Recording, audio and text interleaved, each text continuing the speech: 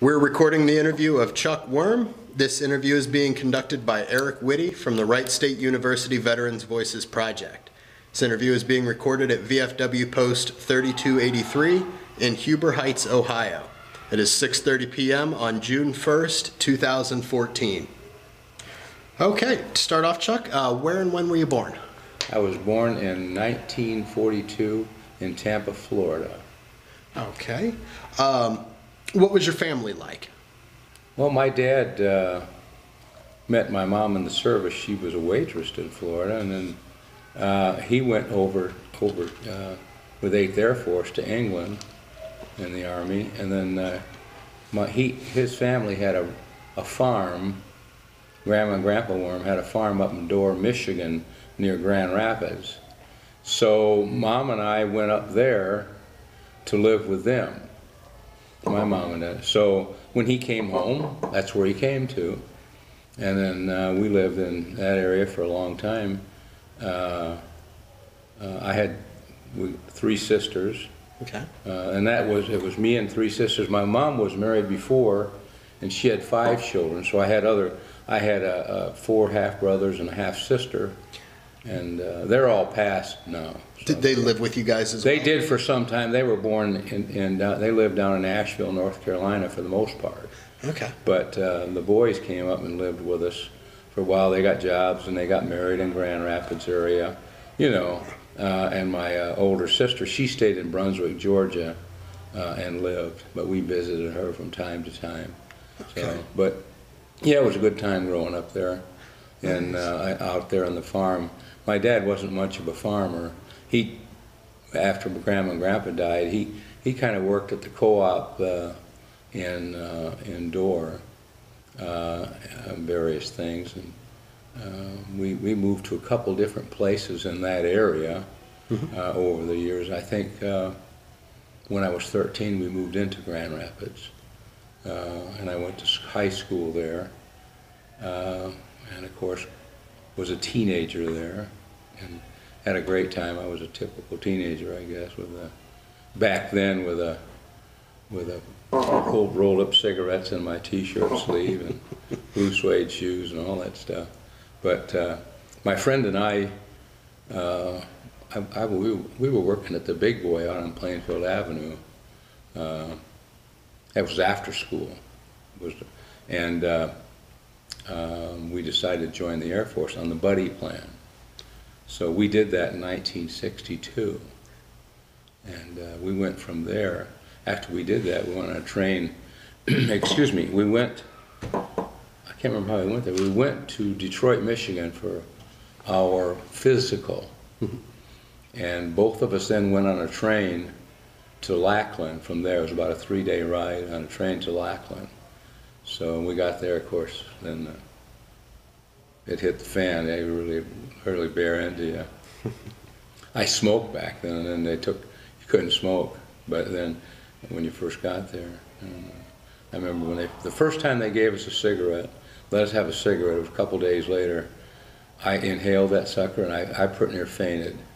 Anyway, that's my buddy John. He didn't stay in. Oh, he got out. He came here to Wright Pat, coincidentally. Back then in '63, and then he got out. After basic training, I stayed there a little extra because I cut my foot in the pool. Someone had broke a pop bottle in there, and I had to go up to Wilford Hall for a couple of weeks.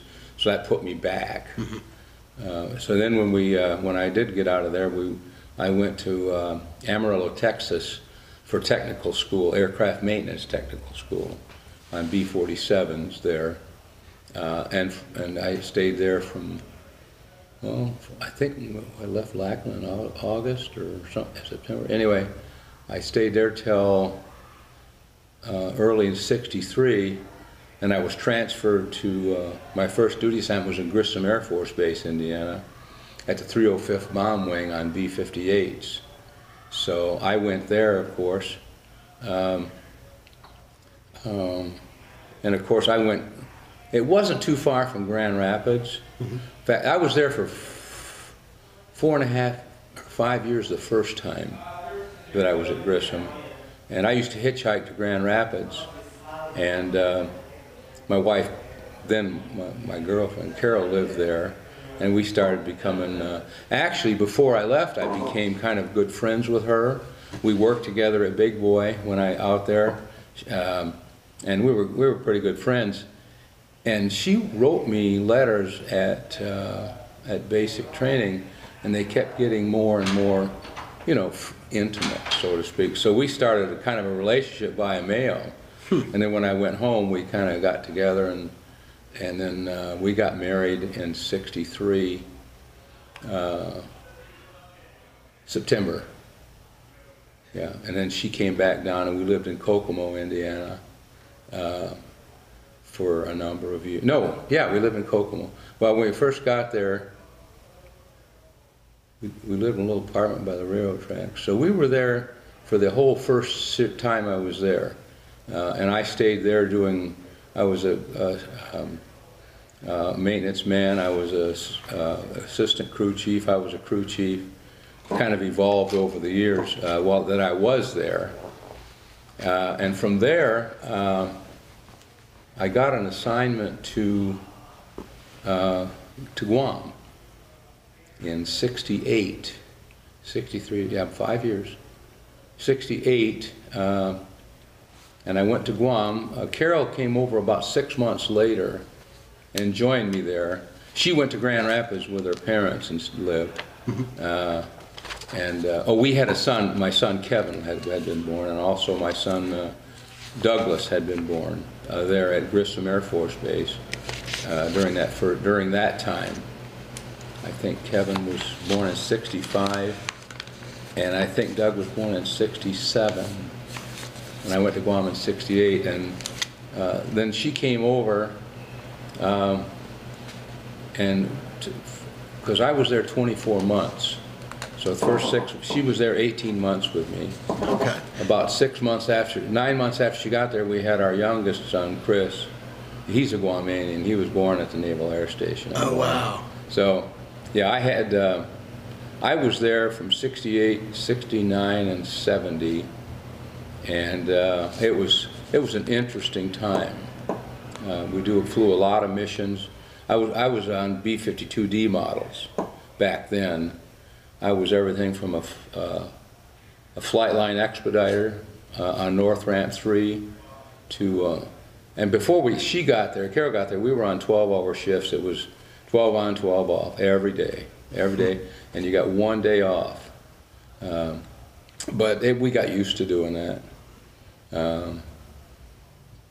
I was a flight chief, recovery chief, but we did launch a lot of airplanes out of there through before I left. So we were there 24 months. So a lot of bombing out of there, and that place was full of bombers. And also back then they had the KC-97s, which was an older aircraft over on the other ramp. But I know when I came back in '68, I went right back to Grissom Air Force Base. Well, the B-58s were gone, and they had tankers, so I became a tanker troop. Okay. I was a crew chief on tankers for a number of years. But shortly after that, 1970, I got tasked to go back to Guam on a TDY for 6 months. And that was during Linebacker 2, I believe it was called. Yeah, back in there, and it was for that I was there for just close to 6 months. They call it 179 days because they don't want it to be 180 days for some reason. Anyway, but your overseas deployment. But that was an experience. They had both D models and H models then. But I worked North Ramp 3, and I did about every job you can think of there. I think I made tech sergeant finally during that time. But I was there 6 months. Then I came back to Grissom and finished up there. I did a number of jobs there. I was a mobility chief, I was a crew chief, I was a flight chief, whatever. And then I went to, I transferred to, in 74. I transferred to Eielson Air Force Base in Alaska. Okay. And I was up there on tankers, up there, the tanker task force that was up there. And I started out there as a flight line chief. And my old boss from Grissom was there. He was a flight chief there. And he put me in charge of support branch that did everything, de-icing, towing aircraft, repair of aerospace ground maintenance, delivering specialists to flatline. It was kind of a cool operation, and I think I made Master Sergeant there. And then I transferred up to, we really liked Guam, though. That was a good time. We were there 5 years. I mean Guam, Eielson. We were up there for about 5 years, and long cold winters and short summers. It was always daylight, it seemed like, in the summer. I'd be out there working on the car, and Carol said, "Are you coming in?" I said, she says, "It's 11:30 and it's still kind of light out, you know." I'm thinking, "Oh, okay, I'll be in." Anyway, we stayed up there for that 5 years, and I was trying to think of something else. We did a lot of camping up there. I remember that. That was a lot of fun. Made a couple forays over into Canada. Let me think. Then I took over as the chief of quality control office with all the inspectors that inspected the rest of the wing. I made a couple of trips out to Shimia, which is out in the middle of nowhere, out in the ocean, pretty close to Russia. I don't know if it's close to Russia, but we had the RC-135s, which were reconnaissance airplanes, and they flew out of there. And we go out every 6 months and inspect their operation out of quality control. But they were very interesting. They used to fly. They'd take off, and when they know there was a missile launch out of Russia that would normally come down in the Kamchatka Peninsula, that was their re-entry point, they would be up there photographing it. All the information, you know, infrared or whatever they used. In fact, it was said that that was Kissinger's airplane, because he got a lot of his information on multiple entry warheads they were using and things like that, that he used in his negotiations. So he used that as a lot of his information. In fact, when they would fly along on their missions, they were right on the airspace, and MiGs would be right there with them, Russian airplanes. They had to be very careful that they didn't stray over into the zone. So that was pretty interesting. But I really liked Alaska. Too many mosquitoes in the summer and very cold in the winter. But it was enjoyable. I came back after I left there. Traveling up there was kind of interesting. We drove the Alcan Highway. I had a fold-out camper and a 71 Pontiac, and I had my wife and Carol, her sister, our 3 boys, and a dog, and that was fun. Man, that camp, every night we'd have camp. It took us about 10 days to get there. Oh, wow. And a couple of times that camper was covered with mud. We'd have to wash it off to open it up and use it, but that was a lot of fun. Coming back was a lot easier because we came down in the Inland Passage on a boat, on an inland ferry with our camper on it. Then I had a Class C motorhome, which wasn't a big one, but we came down to Seattle when I was transferring to Offutt Air Force Base, Nebraska. Okay. I went to the Aircraft Engineering Division there. I think on the way I got a call to call back to somebody, and he says, "Well, you made Senior Master Sergeant." I says, "Cool." So when I got there, I really enjoyed that job. I was 7 years in that division. We did a lot of projects around all over Strategic Air Command, trying to solve problems, and I worked with the Air Logistics Centers a lot, with their engineers, to come up with solutions to issues that maintenance was having. I remember one time, it was really we used to fly on the T-39s a lot when we travel to different air ALCs. I remember one time we were having trouble with the B-52 hydraulic packs on the D models. Mm-hmm. And it was made by, they was made by a company down in Kansas. And me and a senior had driven down there and to do an inspection and kind of find out what was going on, and we found some interesting stuff. We came back, and our two-star general wanted to go down there bad. I remember seeing him. I can't remember his name. Anyway, he was kind of a pushy guy, mm-hmm. to say the least. So me and this other E8, we got on a T-39 with him and the two pilots and somebody else. And he could fly if he wanted to.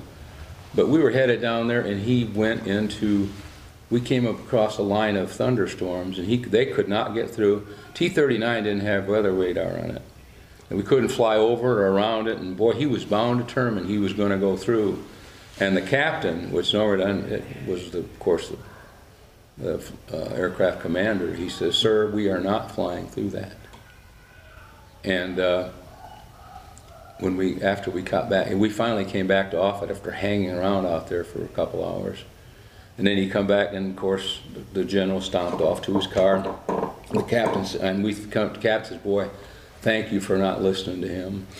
We'd have been dead." Mm-hmm. I don't know, maybe not. But and he says, "Man, he acts like he's mad at us." I says, "No, he's always that way. So it has nothing to do with you." So that made it feel better, I guess. Anyway, I was there 7 years, did a lot of I could go into a lot of details, but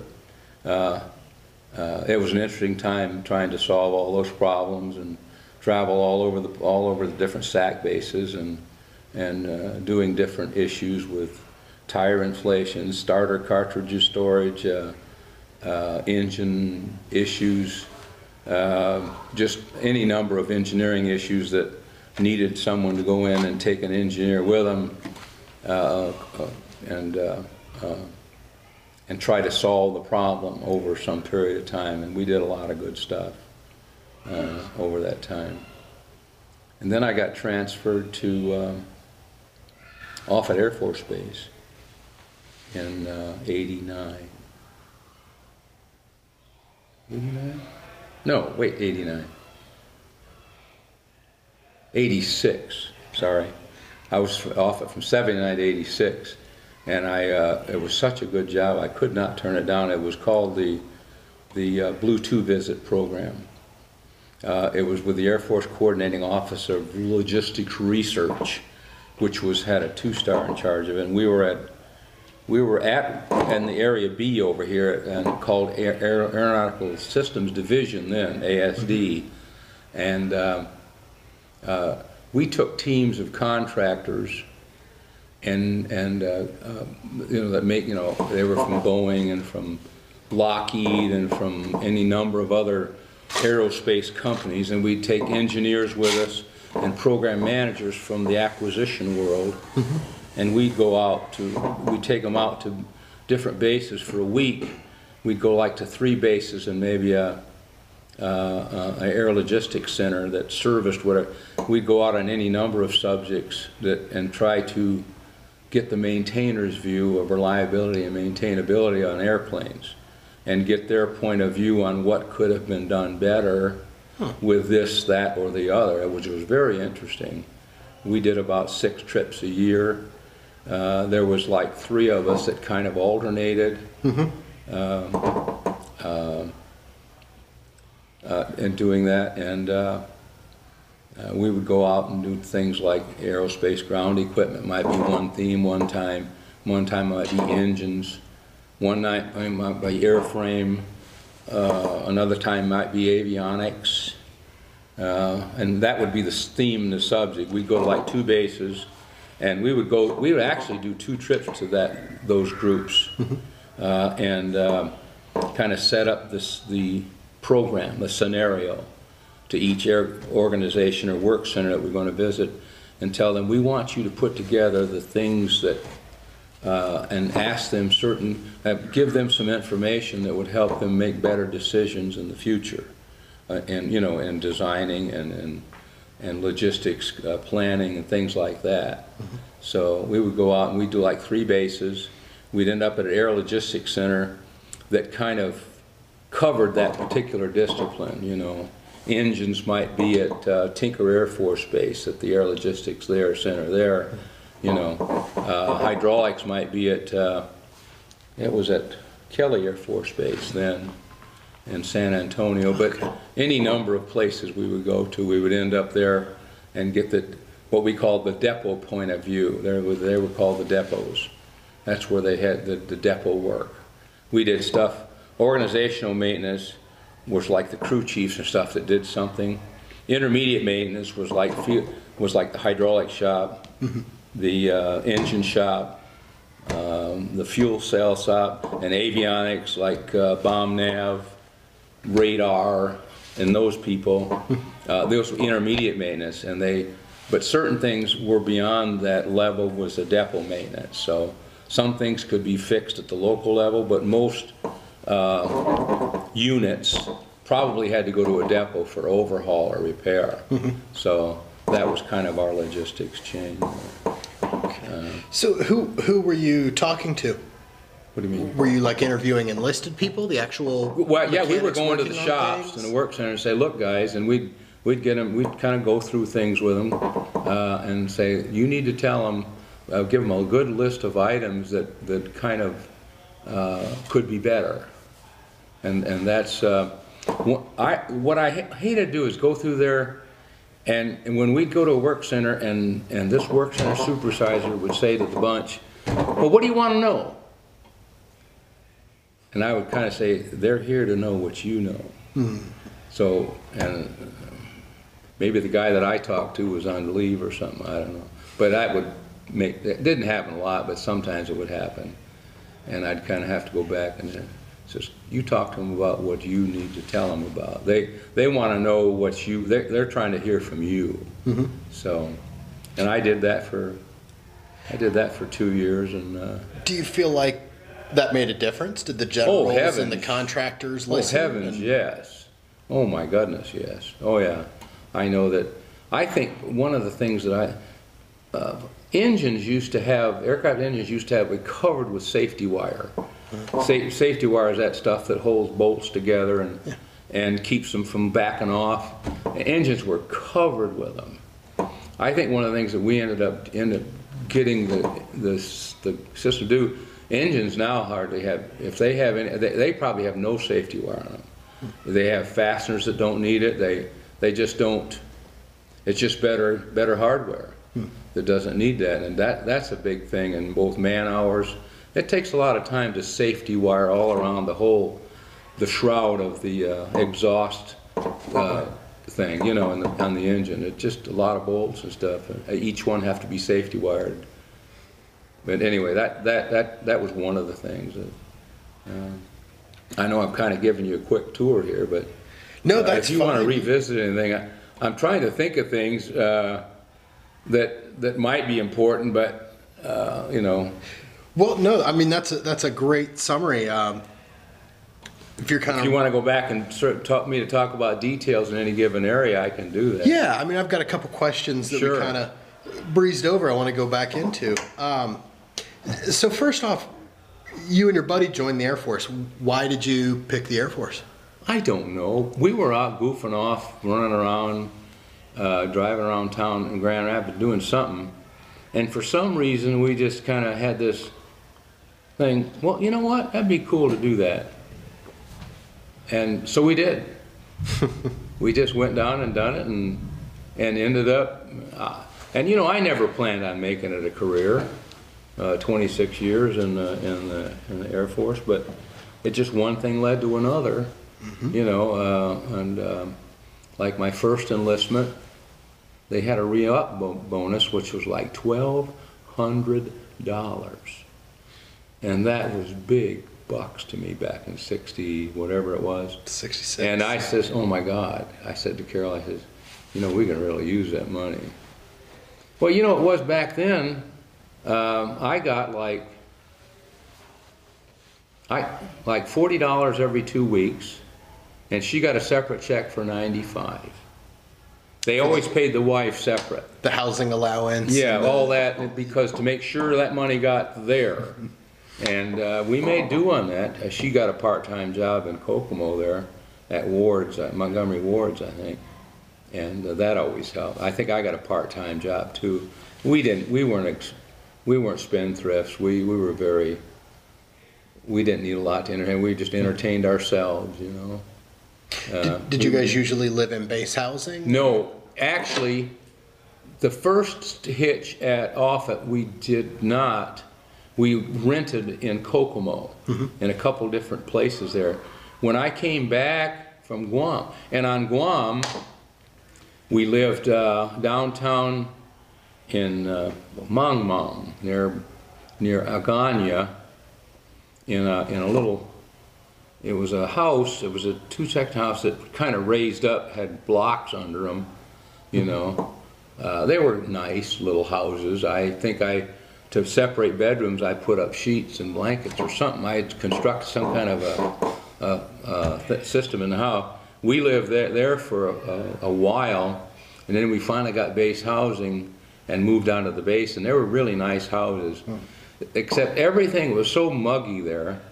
The temperature was like, it was so constant. It was like a low of 79 and a high of 84 every day. Something like that. And it was raining somewhere all the time. You could go out and look over Patty's Point, look out over the ocean. There'd be a rain squall here, be one over here, one over there. You could be in base housing or on the flight line. You could be on this side in the revetments, raining like hell on you. And over there it ain't raining at all. So when you first get there, you'd run to get out of the rain. And after a while, you just, oh, that's only maybe a minute. And it'd be gone. But all the time, everything was humid and moist. A lot of geckos. They were funny little animals. Anyway, yeah, we really enjoyed that. I had what we call a Guam bomb. It was a Nash Rambler. I can't even remember the year it was. It was pretty old. I think I paid $400 for it. But you could see the roof, the street through the floor. I went and got some fuel cell sealant and some tin, and I sealed that up so that you couldn't, you know, I made kind of a floor in there with fuel cell sealant and tin. You couldn't open the back doors.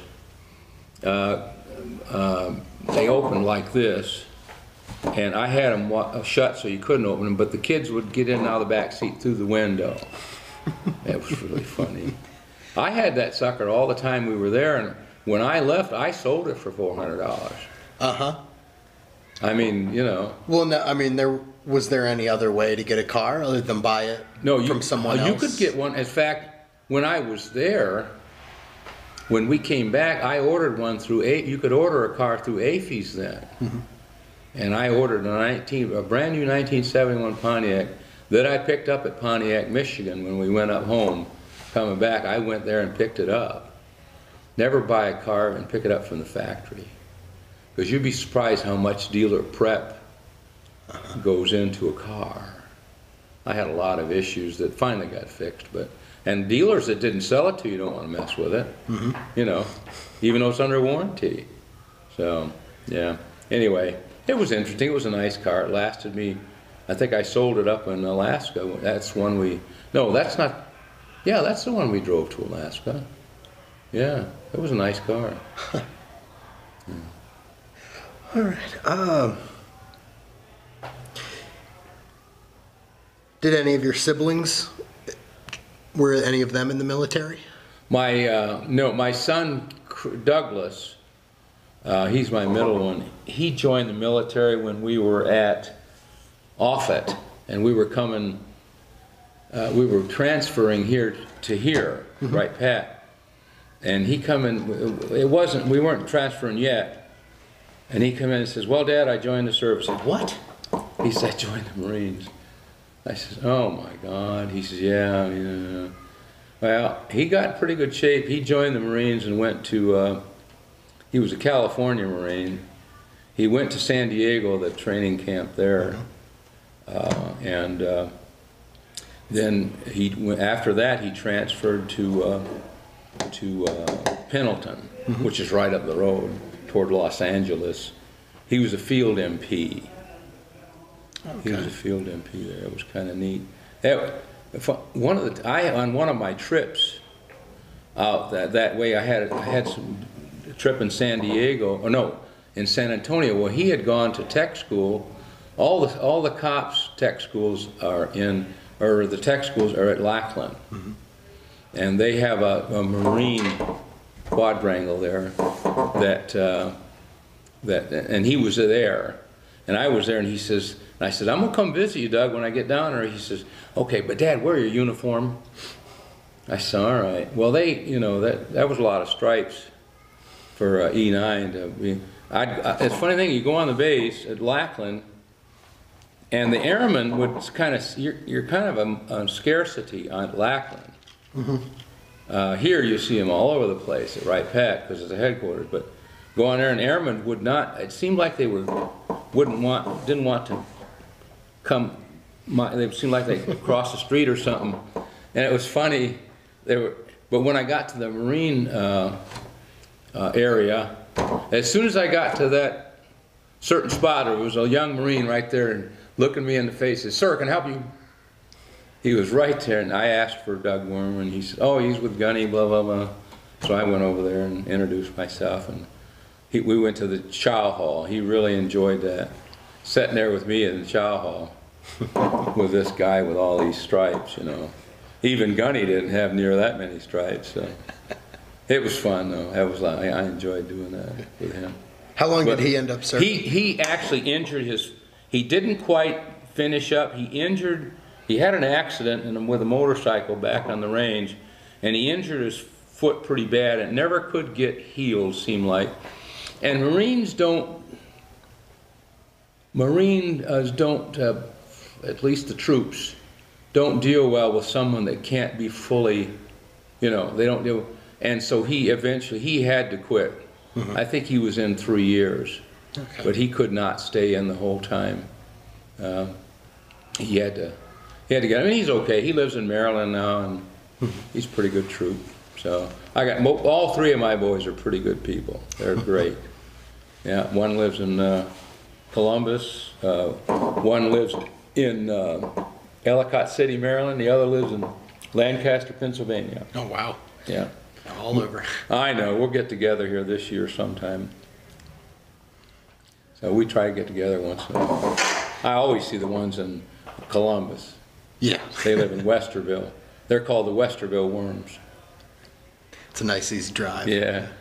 They'll be here this weekend. Okay.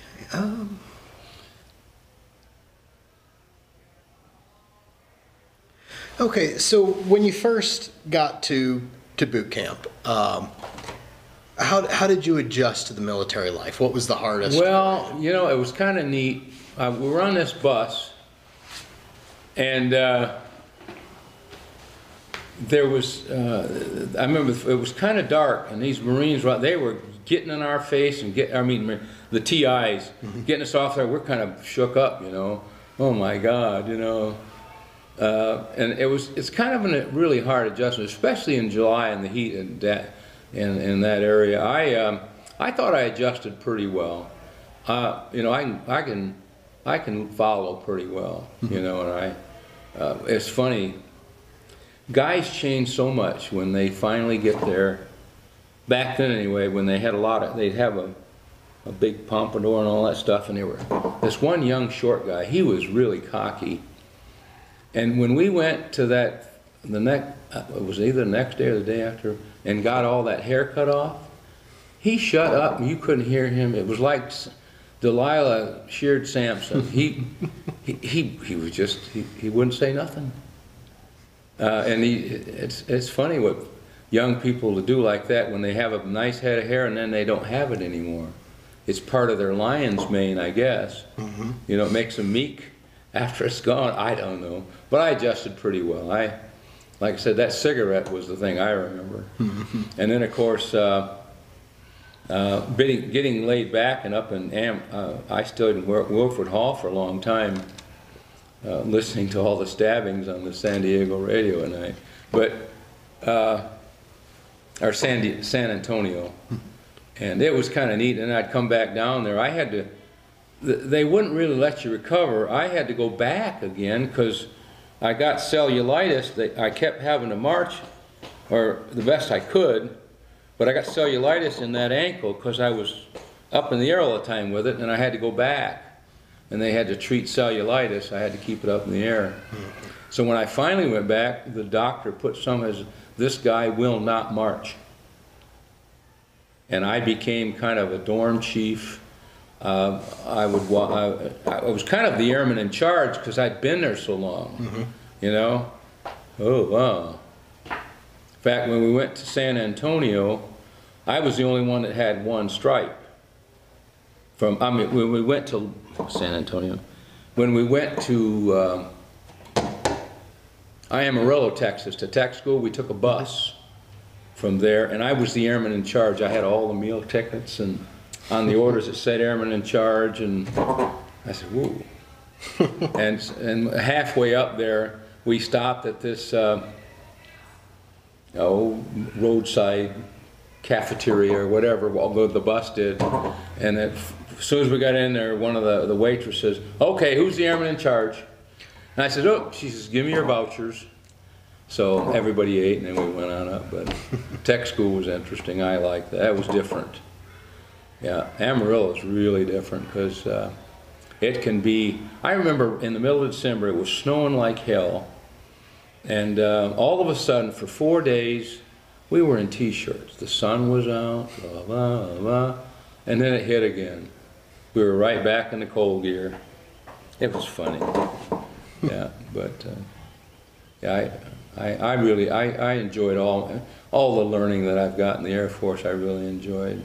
So speaking of that, what exactly was your first job? My first job was at Grissom Air Force Base. Was on a B-58, a ground crew member. Okay. I was a ground crew member. And would you explain what a B-58 is? A B-58 was made by Convair. It was the first supersonic bomber. It was a delta wing with 4 J-79 engines on it. It would do Mach 2, twice the speed of sound. Oh, wow. It's a bomber. And it had a big pod in the middle of it that had fuel in it, but also it only carried nuclear weapons. It was meant as a deterrent. We had on the wings, when we'd go on alert, and we were on alert all the time. There was always so many on alert on the Christmas tree. They were coming out, they could come out, hit right the runway and take off. When the klaxon would go off, we'd scramble to the air. Anyway, I was a ground crew member on the B-58s, and then of course I became an assistant crew chief later, and then a crew chief on trainer bombers, which was one that had a trainer. It was a different layout for training. Well, if we can, let's go back to the B-58s. So you were, how old were you when you started working on them? Gosh, I must have been 21 or 2. I think I joined the service when I was 21. So, I wasn't a young person yet. 22 is still pretty young. Yeah, I guess. And you were working on nuclear bombers. Yeah, they had, under each wing, we had 4 under each wing, and then one was in the upper pod. There was one inside the pod that they would drop if they, But yeah, there were 5 nuclear weapons on each one of the 5 nuclear bombs on each one of those. So how aware were you guys of? I don't know. I don't know how aware. One of the things that comes back to me is I remember I was in the crawlway changing the batteries between the defensive. It had a pilot sit. They were tandem with canopies and went up, and a big stand would be on the side for each one to get out. The pilot, navigator, and defensive systems operator. And it had a Gatling gun on the back. I want to say it was 90 millimeter on the back. It would fire 1,000 rounds a second, I think, or a minute, I mean. But it was monstrous. anyway, that was their defensive, because no one's going to be in front of them or on the side of them, they'd be behind them. Yeah. And they had chaff that would, you know, they'd dump.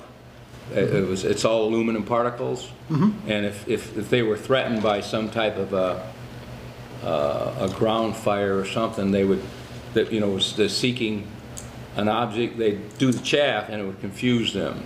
It confuses the radar. The whole sky would be full of aluminum, so they couldn't. That was part of the defensive. Anyway, I remember I was in the crawl space, changing battery. My crew chief come up and looks. He says, "Hey, Worm, come up here a minute." So I went up here. He says, "President Kennedy's been assassinated." I said, "You're shitting me." I said, "No, he's been assassinated." Now, you always remember where you were at when Kennedy was assassinated. For some reason you do. And I did, of course. And I remember that part of it. But it was kind of a neat, we used to, on alert duty on the B-58, we would spend 1 week on and 1 week off. That's on the first part, and it was good duty to go on alert duty. You'd be over there all the time. My wife would come, we'd meet in the parking lot down there and visit, you know, after certain hours, just outside the gate of the alert area. But you'd be in that area all the time, and when the klaxon went off, you had to scramble. You had to scramble to your airplane. There'd be you. There's two of us on each airplane, assigned to each airplane. A crew chief and assistant. That may or may not be their airplane. If they, it could be. Most of the time, it was the crew chief and assistant on that airplane. But it could be someone else stumping for the other one. It doesn't matter. They all knew what to do. And you would hustle out. Each aircraft had a big stand in front of it, but you'd hustle out and get them up into the cockpits and get the stand out of the way. They'd start their engines, and you'd start them taxiing out, and they'd hit them and head off, and then they'd hit the they'd hit the runway and hit afterburner. That was called a COCO. That's when you taxied, hit afterburner, went to the end of the runway, turned around, and come back. And they would all do that. And then a Bravo was where you just went out and started engines. Did you guys know ahead of time that it was a drill, or just the sirens go off? Never knew. Never knew it was a drill. They don't tell you it's a drill. So it's always for real. Any given day when that siren went off, that could have been the start of a nuclear war. It could have been the start. What did that feel like? Was that? I don't know. When you're in the middle of it, you really don't think about it much. I mean, you're just at your job. You know, you do what you got to do, and I always enjoyed it. I don't know if I'd ever, back then, I don't know if I'd have been able to go and work same place every day and punch a clock, come home, go back next morning, punch a clock, come home. You know, I don't know if I'd have been able to do that. So I enjoyed doing that kind of work. So, I mean, back then I didn't realize how good it was, I mean, we worked hard. We didn't, we had certain things we had to do every day. We had to pre-flight. But when you're on alert, they fed you good. Oh my goodness. They fed you good on alert. And we played a lot of poker, shot a lot of pool, played a lot of ping pong, you know. And they were mole holes. I mean, they have some over here at 445th when SAC used to be here. They had an alert area over there. It's kind of it's not all underground. Part of it's underground with tunnels coming up. If you were in your quarters, you were underground. If you were dining and up, you were above ground in the building. But a lot of the quarters are underground. But then you come up those tunnels and head for your airplane running. Well, and then if you had to go somewhere on base, we had trucks called six-packs. They were you know, extended cab, 4 doors, and pickup truck, and every place on base had alert parking. And you backed into alert parking, and if the klaxon went, you hustled back, and that got back as quick as you could. But one of the crew was always, now that sometimes the crew would be gone, but both of you couldn't be gone off the same airplane. I mean, 3 of you from 3 airplanes could be gone. but you had to have someone there to respond. One man for each. Yeah, and you knew when your flight crew was gone. If they had to go somewhere, you knew your flight crew was gone. But as soon as they got back, you were ready. So how long did it take from the time the siren went off to the planes ready to take off? Not long. We were not long. Not long at all. I don't know. I really don't know. It didn't take long. It was minutes. A couple minutes. Wow. Oh, it was minutes. I don't know, a couple. The hardest job there was the security police. Each one of those had a cop standing out in front of it. Standing all day. Because they were armed, sitting on the runway. Yeah, they were. No, and they're there. They may not be right in front. They may be off to the side, but they were patrolling that. I think they had 8-hour shifts, but they had security cops for each revetment or each alert shelter. They were roofs like this, and they were long, and that's what they sat in. The airplanes did. And they patrolled that every day, and then of course they had a flight chief out there running around checking on everybody, bringing them water, giving them a potty break, because he'd always have a spare guy. But I always felt when we go out and we'd sit and chit chat with them and try to take them out some goodies or something, because I felt sorry for them security cops. Man, that was a hell of a place to be out there. Well, and the planes had a bomb on them. Like they had 5 bombs on them. They were loaded at any time. They were loaded. When they're on alert, they're loaded. Wow. They're ready. They're going to war. That's what they're there for. I can't remember how many we had on alert. 2, 4, 6. I want to say 8 at a time. So there'd be 40 nuclear bombs sitting right there. Oh, yeah. Wow. Yeah, they were. Oh, yeah. That was a lot of firepower. We could annihilate. And we were not the only ones. There'd be B-52s on alert. On the same base? No, on a B-52 base. Oh, wow. B-52 base. And some of the B-52s, they'd have a hot bomber all the time, like at Plattsburgh. They always had a hot bomber out on the, this was later on. But I remember they have a hot bomber so the satellites could look down and see them, that they were out there, ready to go. So, I mean, that one would be gone. They'd still have some more to go. We never really had any. Yeah, we did. There was a couple times we had an increased activity. We would put a couple of bombers out on the. I mean, they were out there. The crew was inside for a period of time. You know, and they'd take turns, but yeah. Wow. It depended on what they call the DEFCON, defense condition. 1, 2, 3, 4, whatever it was. Yeah. It was interesting. So, what do you think now in hindsight, now that you have gone through the 80s and the Cold War is over? I don't know. It's all kind of interesting. I'm glad I did it. You know, I'm not sure if what could have happened any other way, you know, given the Cold War, you know, scenario. I don't know. I suppose Russia had the same stuff over there, you know.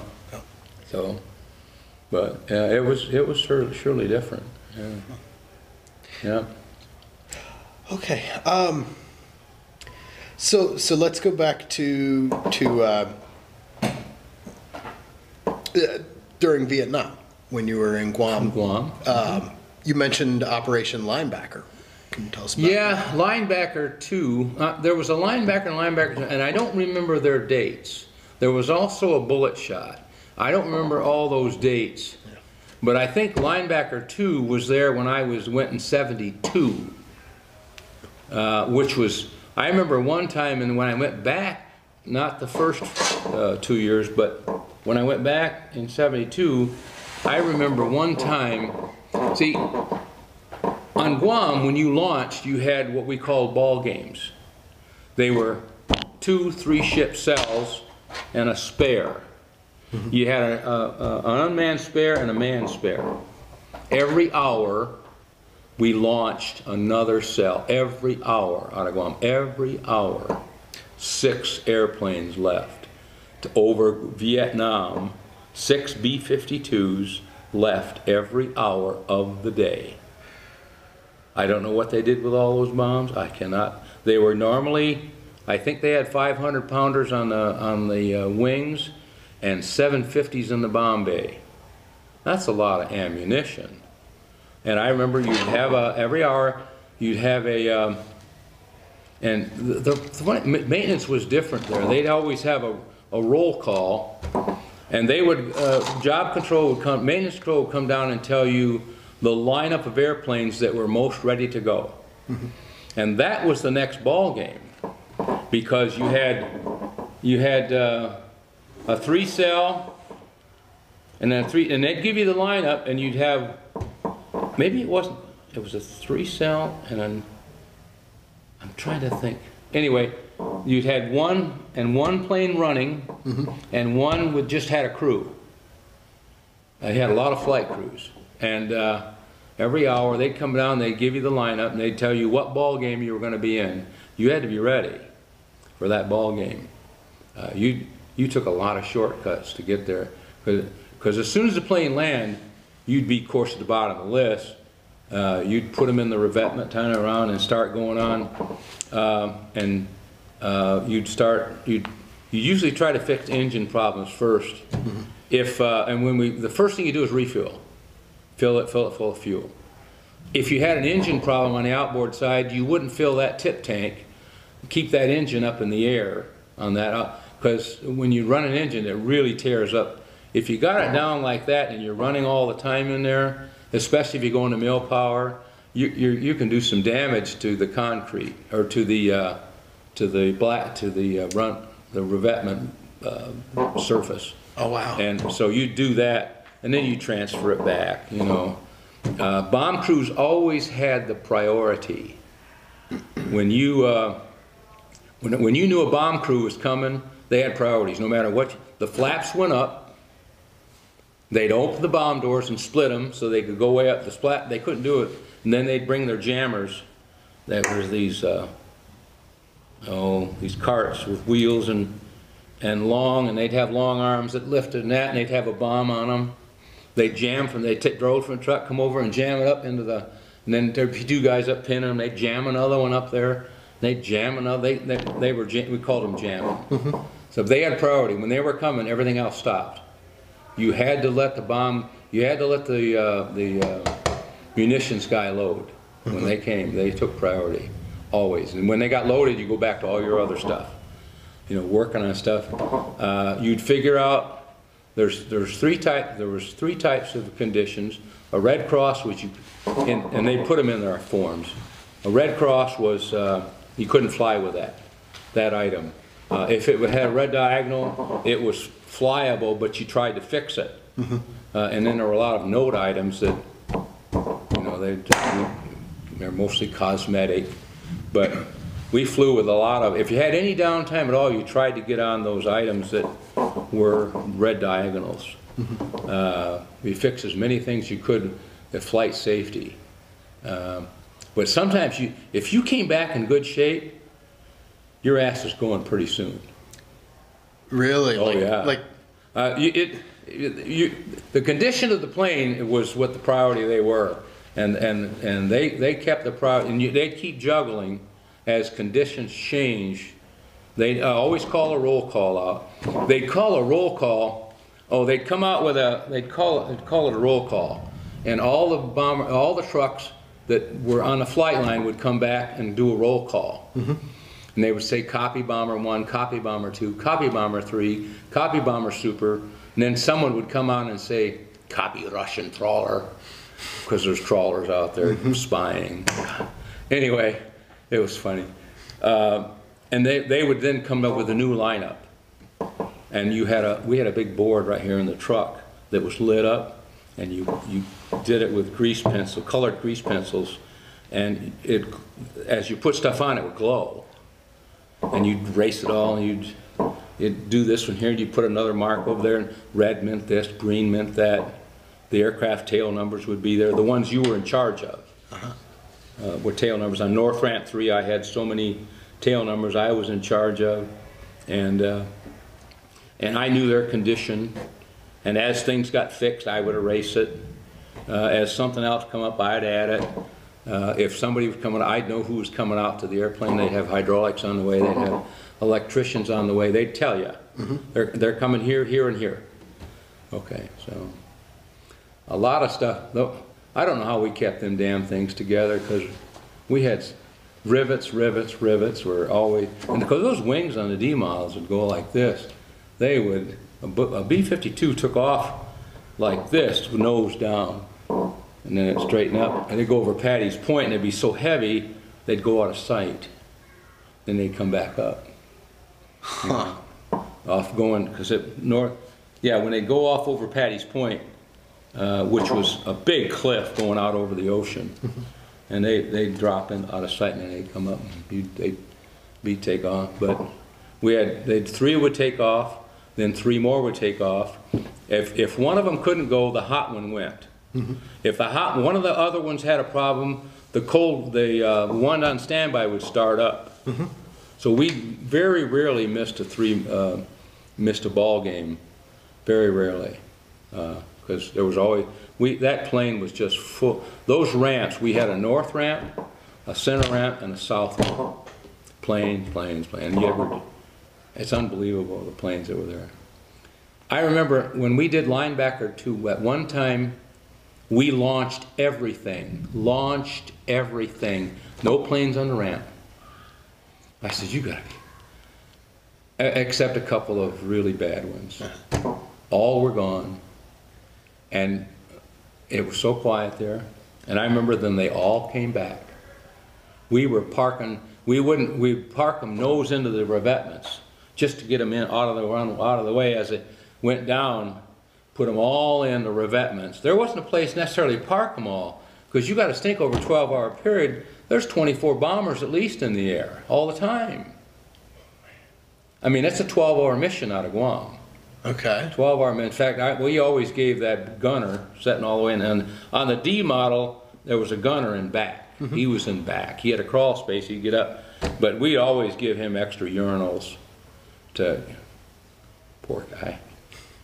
Yeah, but I remember that when we just, and then we'd slowly tow them and back them around and put them back in the revetments. But that one time we emptied the ramp. I don't know why. It was some big push. But how many planes do you think were? I have no idea. And I'm trying to make, if I gave you numbers, they'd be wrong. I'm trying to remember certain things about that, but I really, it was a lot. But we launched every hour around the clock. Wow. For how long did that last? Well, they didn't launch that much in 60. They did, when I first got there, they weren't launching quite as much. I don't remember how long it lasted. I know during that one push time, when I started coming back, we were almost doing nothing on Guam in 68. We had planes on alert duty in 68. In 70, when I came back. The second time I went was a lot busier. They really were jamming. So that was in 72. Well, and do I remember correct, Linebacker 2 was when they opened up bombing on North Vietnam, right? That may be, yeah. Okay. Yeah. The only time I left Guam, I went and left Guam twice. I went on a little R&R to Okinawa and did a shopping trip. You know, got back all kinds of stuff. So my wife said, bring me back this, bring me that, I want one of these, I want one of that. I had all kinds of crap. But the funny thing, when we got on that tanker, the tanker was coming back. It was loaded. It had already been loaded to the shop. And I remember it was coming back from Thailand. It was already loaded. When we got on there, this place is full. The whole center was full. I had my feet on a rickshaw. And I remember they go into water, the tankers do when they take, the older ones. The other ones got fans now, but the water was increased thrust. They'd inject water into the to the engine, and it really increased the thrust a lot. Water injection is what they call it. Makes it smoke like crazy. But we were in water. I remember him taking off, and we were on the runway. This was loaded. I says, you know, we're fixing to run out of water. And just before we ran out of water, he rotated and got us off the ground. I said, oh my God. But we were loaded. He had to be overloaded. Mm-hmm. The only other time I left was down a typhoon back. We had some typhoons. They would tear you up. But I had to leave. We took a whole bunch of bombers to Thailand, and I had to go there for several days. And actually, that's the reason I've got the Vietnam thing, because we flew over Vietnam airspace during wartime. So if you flew over that airspace, even though I never was on Vietnam, I qualified for a Vietnam ribbon. So even sending all the bombers over Vietnam? Well, if you just stayed on Guam, you didn't qualify for no Vietnam ribbon. At that time, you know. That was like a vacation spot. Gee whiz. Those grunts in the jungles there and traipsing through the marshes and getting shot at and watching their buddy's head blow off, they'd give anything to trade with you. Mm-hmm. You know, I wasn't complaining.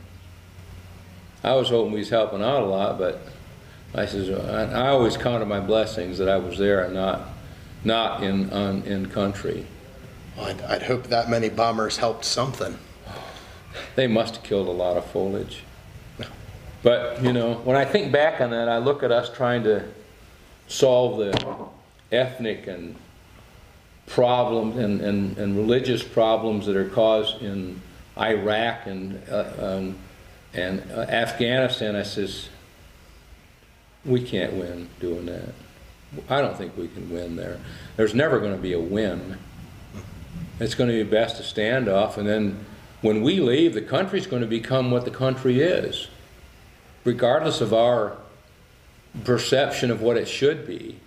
It's going to be what it is, and we just leave it the hell alone. The only problem is I don't want them blowing up any more towers. So that's the only thing I think about is, well, if it keeps from that, then so be it. Mm-hmm. You know, if that's what it takes to keep us from being bombed in our cities, I don't know. But yeah, anyway, Guam was good. By order of the base commander. That was the same.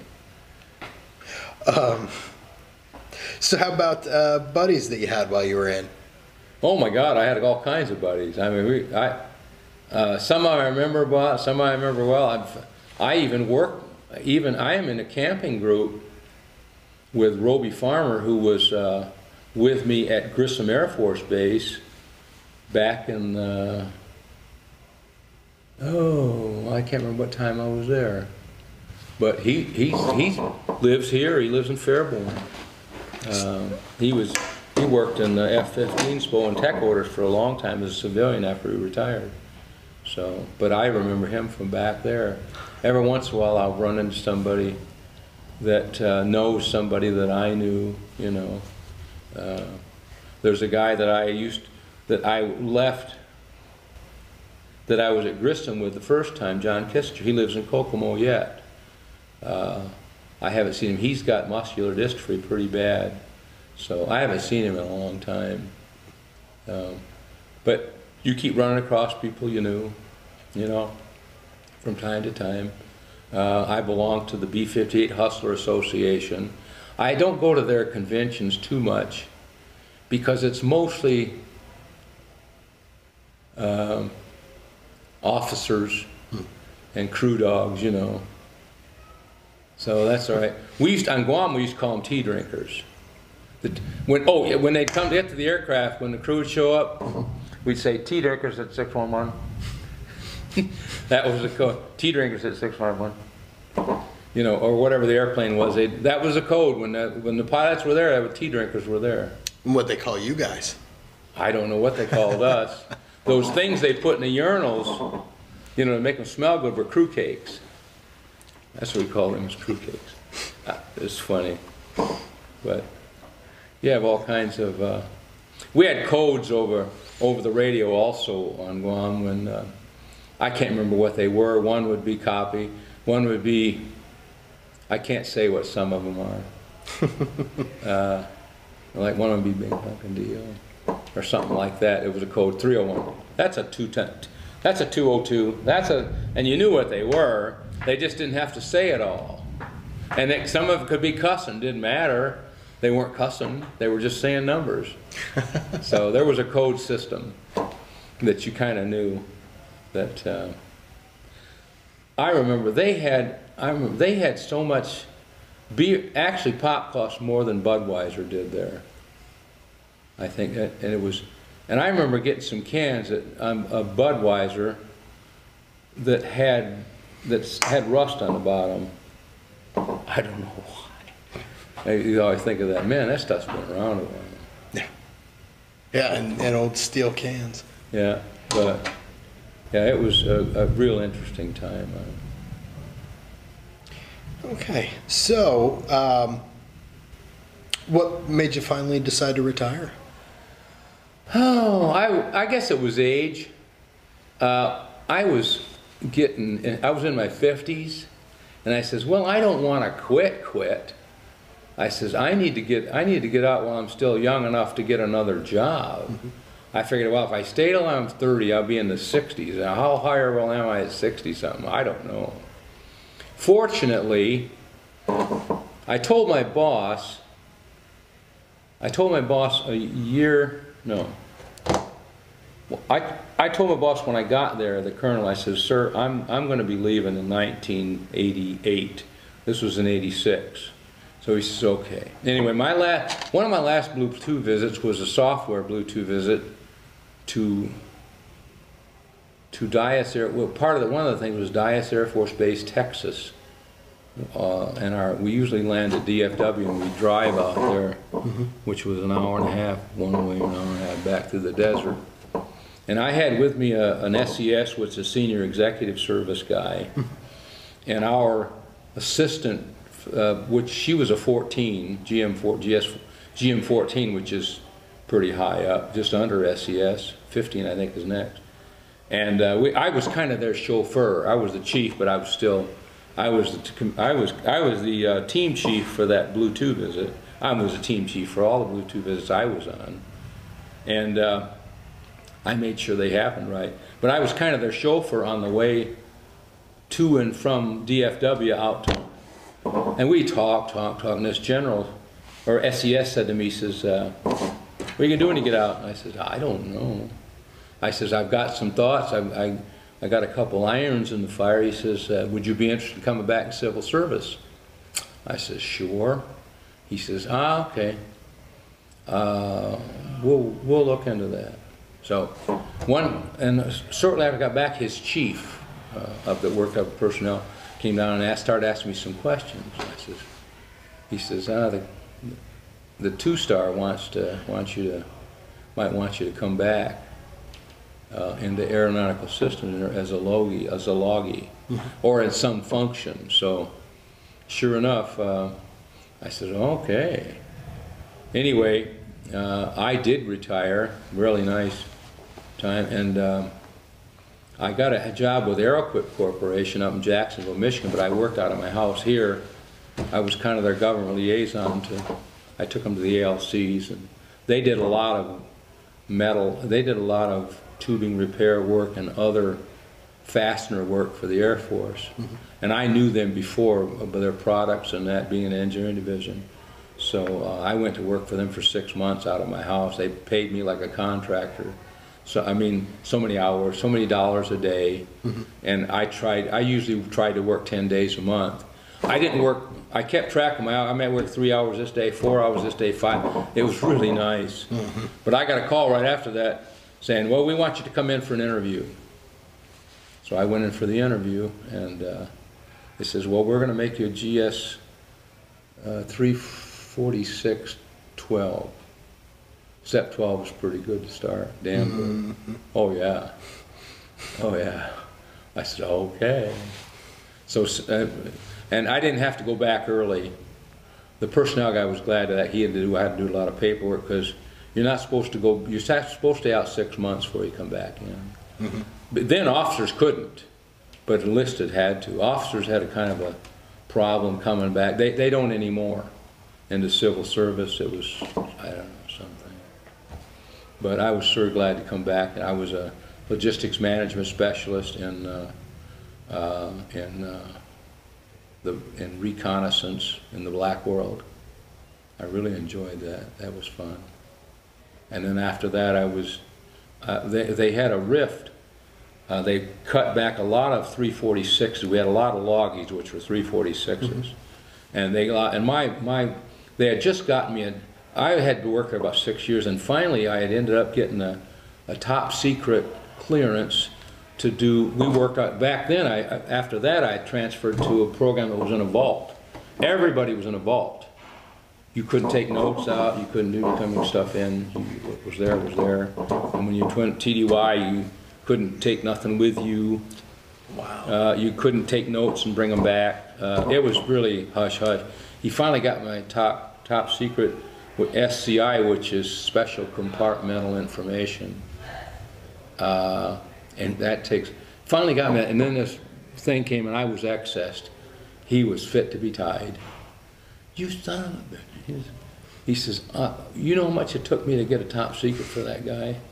And now you're, so then I went on this thing where they evaluate you in different areas. I got evaluated in different areas. I got restoration at the museum, airplane rest, which have been a good job, and several other things. And I got picked up in transportation management up in headquarters AFMC.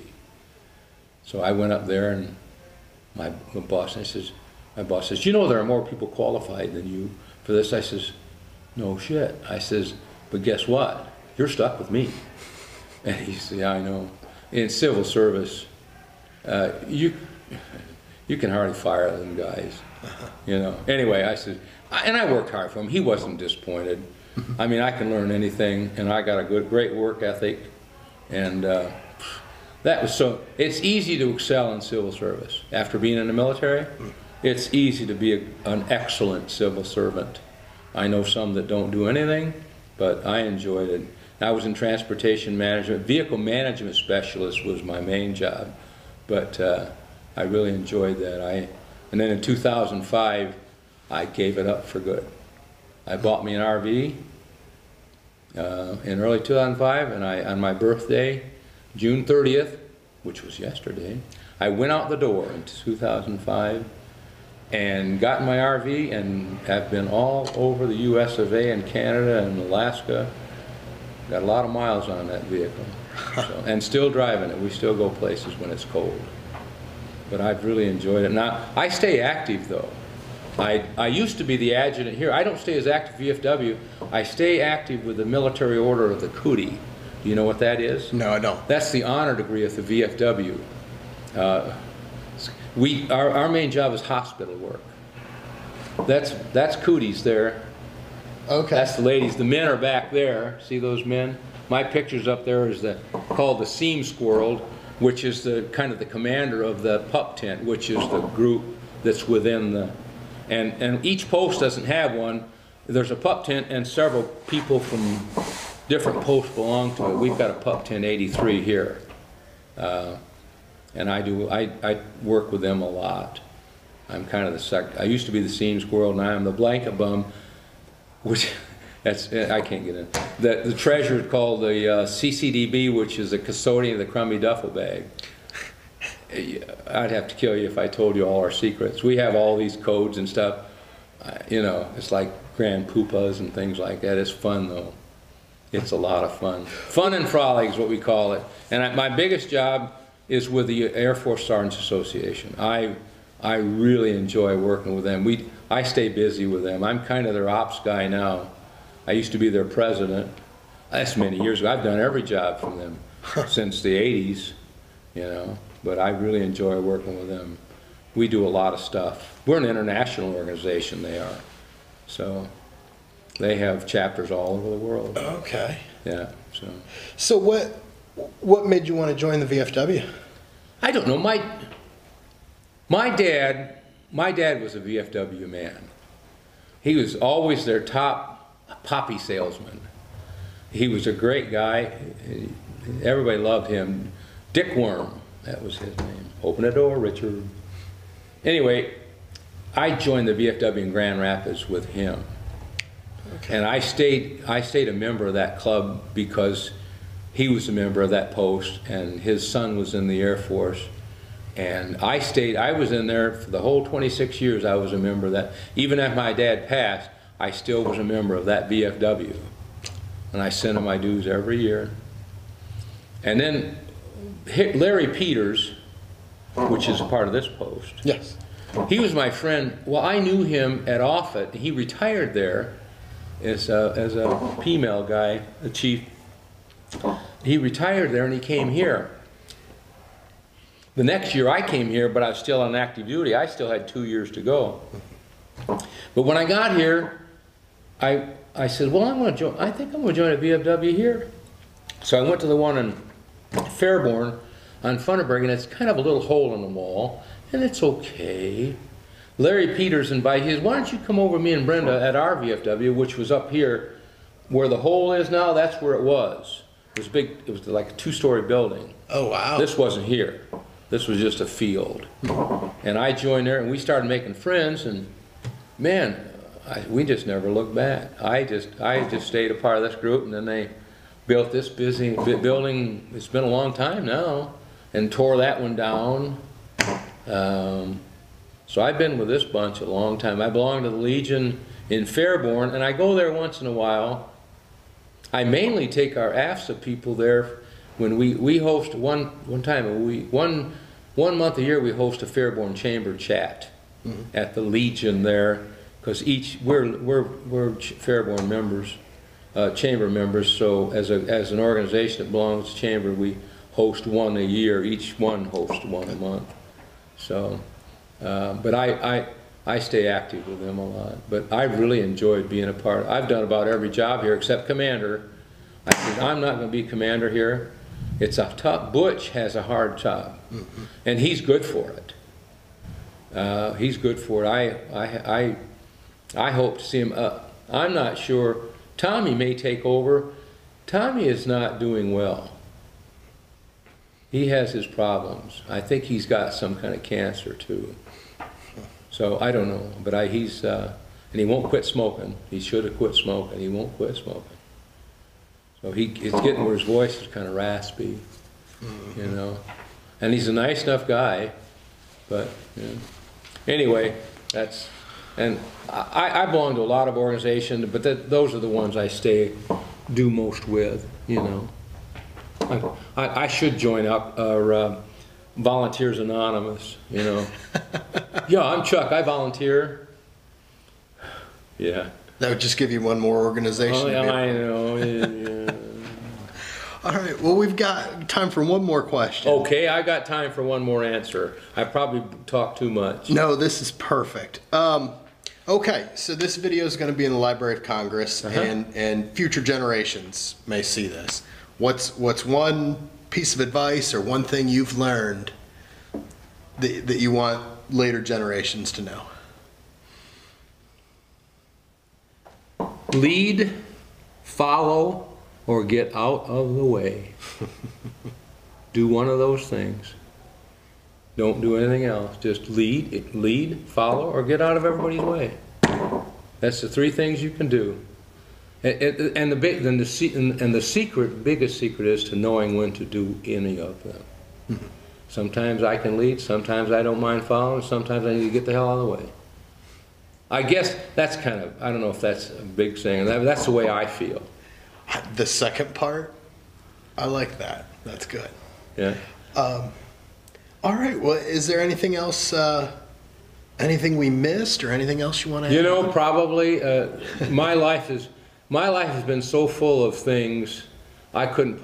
And now, you know, it seems like I remember more yesterday or 7 or 8 years ago than I do yesterday, you know, but that's the way old folks are. And my take on the past is probably somewhat, I don't know, tainted by a lot of things. I may not have remembered it exactly right, but I think I still got the gist of it. So enough to, and I really enjoyed my service life. I really did. It was, the Air Force has been super good to me. And I try, and that's why I still think I belong to the Air Force Sergeant Association, because I get to be involved with the Air Force active duty, and most of those people have such a great work ethic and honor system that I really feel comfortable with them.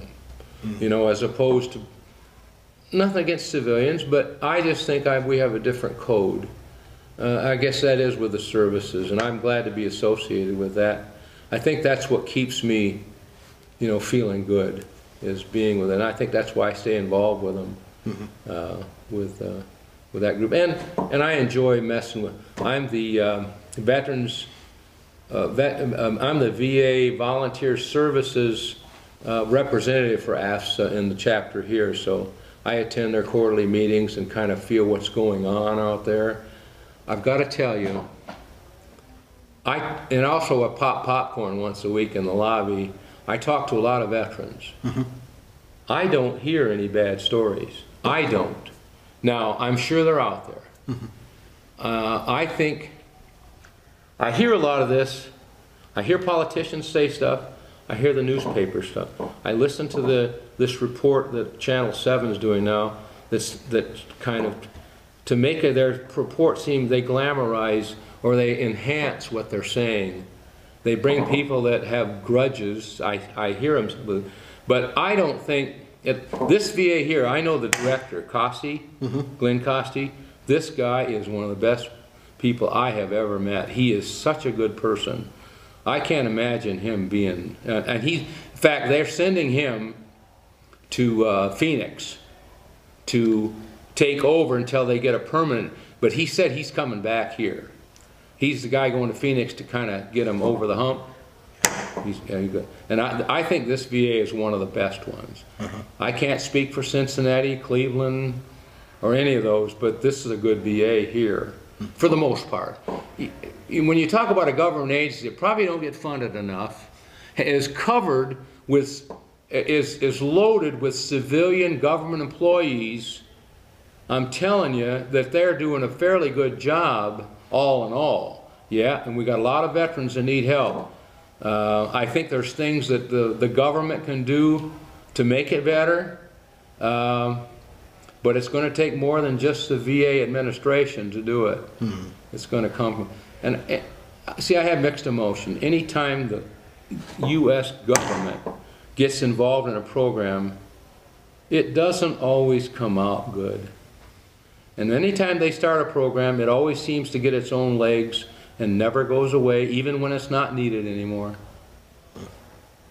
It never, anyway, those are all things that we live with. So, you know what the things you can change and things you can't, so, and live with all of them. Anyway, that's kind of my story. That's nothing glamorous, but it was a lot of fun. That is a fantastic story. Thank you very much. All right, thank you.